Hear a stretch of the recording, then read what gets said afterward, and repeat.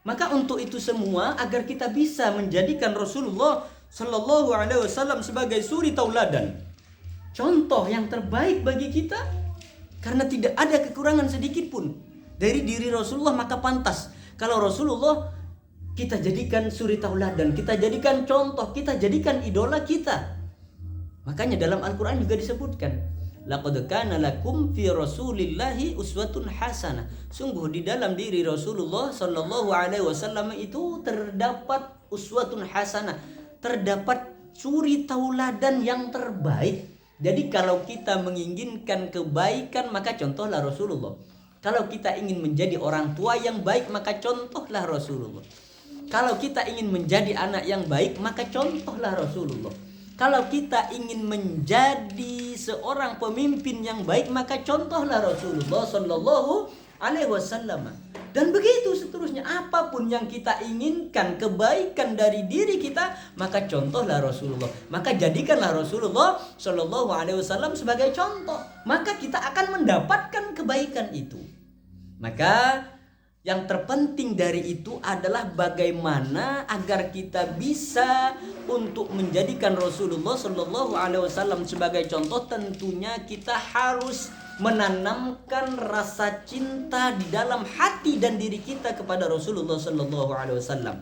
Karena kalau kita sudah cinta kepada Rasulullah Shallallahu Alaihi Wasallam, itu akan dengan sendirinya nanti akan kita jadikan Rasulullah itu sebagai contoh. Kalau kita sudah ada di dalam hati dan diri kita rasa cinta kepada Rasulullah Shallallahu Alaihi Wasallam, itu akan mengalir dengan sendirinya. Kita akan mencontoh kepada Rasulullah Sallallahu Alaihi Wasallam. Maka daripada itu, kita tumbuh kembangkan lagi cinta kita kepada Rasulullah di dalam hati dan diri kita.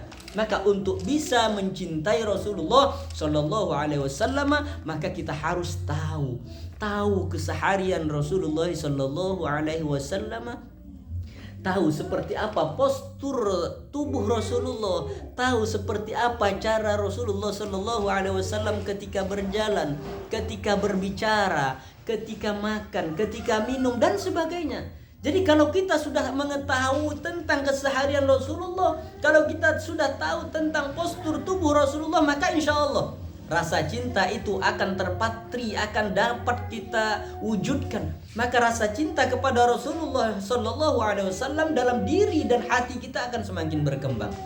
Maka daripada itu kita harus tahu. Karena apa? Karena seseorang yang beriman kepada Rasulullah Sallallahu Alaihi Wasallam ketika itu, ya, jadi kalau seseorang sudah beriman kepada Rasulullah Sallallahu Alaihi Wasallam, ketika orang yang beriman dan melihat kepada Rasulullah, maka orang tersebut akan jatuh cinta kepada Rasulullah Sallallahu Alaihi Wasallam ketika itu. Akan tetapi, kita yang ditakdirkan oleh Allah hidup di dunia ini jauh setelah Rasulullah Sallallahu Alaihi Wasallam wafat.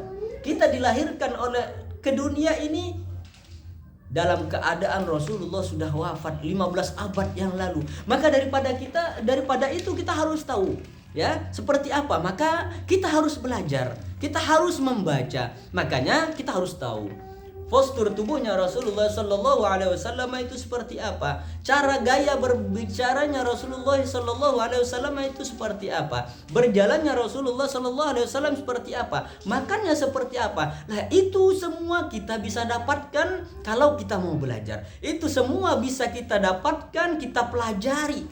Makanya Imam At-Tirmidzi mengatakan dalam salah satu hadisnya, Imam At-Tirmidzi mengatakan di dalam kitab Asy-Syama'ilnya, karena Rasulullah Sallallahu Alaihi Wasallam, ada Rasulullah Sallallahu Alaihi Wasallam itu laisa bitawilil ba'in, kata Imam At-Tirmidzi.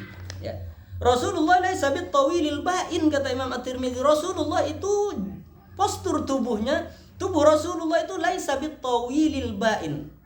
Tubuhnya Rasulullah itu tidak terlalu tinggi, kata Imam At-Tirmidzi. Laisa bitawilil ba'in, tidak terlalu tinggi, ya. Wala bil qasir, dan juga kata Imam At-Tirmidzi, tubuhnya Rasulullah itu tidak terlalu rendah, tidak terlalu pendek, ya. Jadi tubuhnya Rasulullah laisa bitawilil ba'in wala bil qasir, kata Imam At-Tirmidzi. Tidak terlalu tinggi, wala bil qasir, juga tidak terlalu rendah. Jadi gimana? Ya di tengah-tengah antara tinggi dan rendah. Jadi kalau Rasulullah berjajaran dengan orang yang terlalu tinggi gitu ya ketika itu, Rasulullah tidak tinggi-tinggi benar, tidak seperti itu.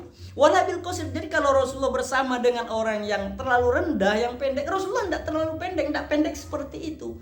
Jadi Rasulullah agak tinggi sedikit ya. Jadi kalau berjalan dengan orang yang benar sangat tinggi, Rasulullah tidak terlalu tinggi seperti itu. Wala laisa bitawilil ba'in wala bil qasir, kata Imam At-Tirmidzi. Jadi tubuhnya Rasulullah itu sangat ideal, tidak terlalu tinggi, tidak terlalu rendah, gitu kesimpulannya. Ya, dari segi tingginya tidak terlalu tinggi dan juga tidak terlalu rendah. Jadi benar-benar tubuhnya Rasulullah itu, postur tubuhnya itu adalah proporsional menurut ukuran orang ketika itu. Sangat ideal sekali ketika itu. Jadi makanya Rasulullah itu dikatakan ya, insanul kamil, manusia yang sangat sempurna. Sempurna dari apapun, sempurna dari segi fisiknya. Jadi sangat ideal sekali nih tubuhnya Rasulullah. Seolah-olah pesanan gitu ya, seolah-olah pesanan nih tubuhnya Rasulullah. Ya, jadi sangat ideal, tidak terlalu tinggi. Kan ada orang yang tinggi terlalu tinggi, benar gitu ya. Ada yang terlalu pendek benar. Lah Rasulullah tidak seperti itu. Rasulullah laisa bitawilil ba'in wala bil qasir. Rasulullah itu postur tubuhnya tidak terlalu tinggi dan juga tidak terlalu rendah. Kemudian kata Imam At-Tirmidzi, wala bil abyadil amhaq wala bil adam. Jadi warna kulitnya Rasulullah itu tidak terlalu putih juga tidak terlalu coklat. Karena ada orang yang kadang terlalu putih benar putih. Ada yang hitam coklat, terlalu sangat coklat hitam gitu kan. Lah Rasulullah ini enggak. Dia tidak putih ya juga tidak terlalu coklat, tidak terlalu putih. Kan ada orang putih-putih semua sampai ke rambut semua putih. Yo, kulitnya putih. Ya Rasulullah Shallallahu alaihi wasallam tidak. Rasulullah tidak terlalu putih juga tidak terlalu coklat kulit beliau itu. Ya benar-benar ideal lah. Ya benar-benar sempurna ini Rasulullah. Ya, seolah-olah pesanan ini. Ya, tapi kan ya sudah memang ditakdirkan oleh Allah seperti itu. Rasulullah ditakdirkan menjadi insanul kamil, manusia yang sangat sempurna. Ya, jadi kalau postur tubuhnya tingginya tidak terlalu tinggi, rendah juga tidak terlalu rendah. Ya, kemudian warna kulit Rasulullah itu adalah tidak terlalu putih juga tidak terlalu coklat. Ya, seperti itu. Jadi warna kulitnya ya udah ideal pokoknya. Kemudian wala bil ja'dil qatat. Ya, kemudian rambut Rasulullah Shallallahu alaihi wasallam itu apa? Bergelombang, ya bergelombang, bukan keriting. Beda ya. Bergelombang dan keriting itu kan beda. Kan ada orang yang rambutnya itu keriting ya, kayak apa ya, kayak bergulung-gulung gitu ya, itu keriting namanya. Lah tapi Rasulullah itu tidak seperti itu. Rambut beliau itu wala bil ja'dil qatat, ya bergelombang gitulah ya. Rambut Rasulullah itu bergelombang, tidak keriting. Akan tetapi wala bis sabti, dan juga tidak lurus. Jadi rambutnya kan ada tuh kadang rambut orang yang keriting ya, mirip-mirip Indomie lah gitu ya. Ada yang rambutnya keriting bener gitu ya, bergulung-gulung kayak apa gitu kan. Lah Rasulullah tidak seperti itu, cuman bergelombang. Wala bis sabti. Akan tetapi rambutnya Rasulullah juga tidak terlalu lurus. Kan ada juga rambut orang yang lurus sebenarnya. Nah, apalagi zaman sekarang sampai ada yang dilurusin, itu apa tuh namanya tuh? Rambut yang asalnya tidak lurus dilurusin biar lurus gitu kan. Lah, Rasulullah itu enggak. Rambutnya itu ya tidak keriting, ya juga tidak lurus. Seperti apa? Antara lurus dan keriting, akhirnya cuma bergelombang gitu. Tidak keriting. Lah kan waduh, seperti apa itu ya? Pokoknya seperti itulah jasadnya Rasulullah. Ya rambutnya Rasulullah bergelombang tapi tidak lurus dan juga tidak keriting. Antara lurus dan bergelombang, antara lurus dan keriting, akhirnya cuma bergelombang gitu, lurus tidak, keriting juga tidak. Lah itulah rambutnya Rasulullah Shallallahu alaihi wasallam. Kemudian ba'athahullahu ta'ala ala ra'si arba'ina sanah, kata Imam At-Tirmidzi. Jadi Imam At-Tirmidzi mengatakan bahwa Rasulullah Shallallahu alaihi wasallam diutus menjadi nabi dan rasul arba'ina sanatan, dalam usia yang 40, dalam usia ke-40. Jadi Nabi Muhammad Shallallahu alaihi wasallam diutus oleh Allah menjadi nabi dan rasul pada usia ke-40. Ya, 40 tahun. Nabi Muhammad diangkat menjadi nabi dan rasul. Fa aqama bi Makkah asyara sinina. Ya, jadi Imam At-Tirmidzi di dalam Asy-Syama'ilnya menyebutkan bahwa Rasulullah Shallallahu alaihi wasallam fa aqama bi Makkah asyara sinin. Rasulullah menetap di Makkah itu kata Imam At-Tirmidzi 10 tahun. Akan tetapi di dalam riwayat yang lain disebutkan bahwa Rasulullah Shallallahu Alaihi Wasallam menetap di Makkah itu 13 tahun. Ini bisa kita terima kedua riwayat ini. Antara riwayat yang mengatakan 10 tahun, jadi ulama mengatakan yang dikatakan 10 tahun di sini adalah yang dihitung adalah ketika Rasulullah Shallallahu Alaihi Wasallam berdakwah secara terang-terangan. Karena ketika Rasulullah Shallallahu Alaihi Wasallam sebelum Rasulullah melakukan dakwah secara terang-terangan, maka terlebih dahulu Rasulullah itu berdakwahnya dengan cara diam-diam, dengan cara berdakwah sembunyi-sembunyi, hanya kaum-kaum kerabat saja, keluarga terdekatnya saja yang Rasulullah berdakwah ketika itu. Lah jadi dakwahnya Rasulullah secara sembunyi-sembunyi ini ya, sebelum turun ayat yang memerintahkan Rasulullah untuk berdakwah secara terang-terangan. Dan dakwahnya Rasulullah Shallallahu Alaihi Wasallam secara sembunyi-sembunyi atau secara diam-diam ini berlangsung selama 3 tahun. Jadi selama 3 tahun ini Rasulullah Shallallahu Alaihi Wasallam berdakwah secara diam-diam, 3 tahun lamanya. Lah jadi kalau dalam riwayat ini dikatakan bahwa Rasulullah menetap di Mekah itu asyara sinin ya 10 tahun, maka bisa kita katakan bahwa yang dikatakan 10 tahun oleh Imam At-Tirmidzi di sini adalah ketika Rasulullah berdakwah secara terang-terangan. Jadi 10 tahun. Jadi benar, dapat kedua riwayatnya bisa diterima. Yang mengatakan Rasulullah menetap di Makkah, berdakwah di Makkah ketika itu 13 tahun juga bisa diterima karena dihitung semua sejak Rasulullah berdakwah secara sembunyi-sembunyi 3 tahun ditambah dengan Rasulullah berdakwah secara terang-terangan di Makkah 10 tahun. Jadi 13 tahun. Jadi riwayat itu juga bisa diterima.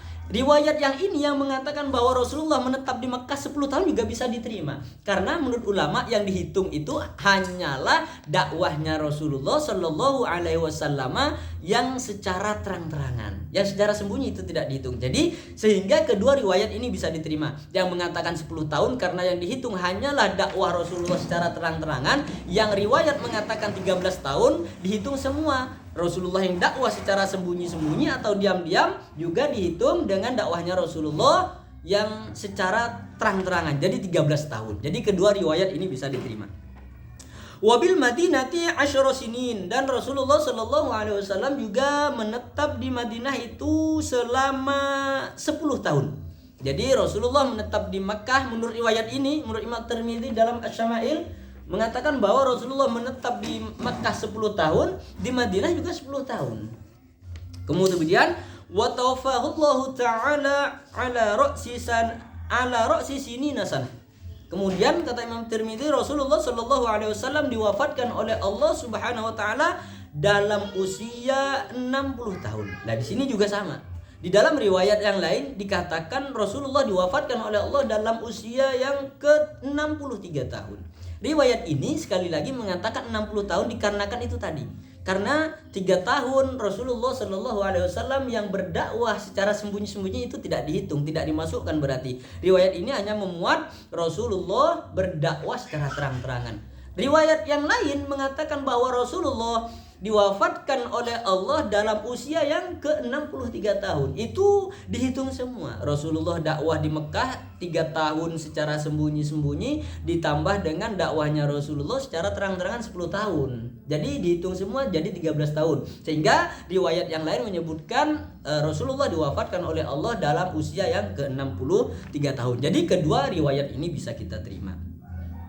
Kemudian walaysa fi ra'sihi wa lihyatihi 20 sya'ran bayda. Nah, kemudian Imam At-Tirmidzi juga menyebutkan bahwa ya Rasulullah Shallallahu Alaihi Wasallam rambut dan jenggot beliau itu ya, karena Rasulullah itu juga punya jenggot, rambutnya yang begitu sangat menawan antara lurus dan keriting. Rambut Rasulullah itu bergelombang. Nah, sampai beliau wafat ya, sampai oleh Allah beliau itu diwafatkan, maka rambut dan jenggot beliau itu hanya yang beruban ya, yang berwarna putih itu tidak lebih daripada 20 lembar. Jadi ubannya Rasulullah, ubannya di jenggot dan di kepala beliau itu tidak lebih dari 20 lembar. di usia beliau 60 ya, atau riwayat yang lain 63 tahun ya. Jadi sekali lagi, rambut beliau dan jenggot beliau yang beruban itu yang putih ketika beliau wafat, di riwayat ini 60 tahun, di riwayat yang lain 63 tahun. Ketika beliau wafat, uban beliau itu tidak lebih dari 20 lembar.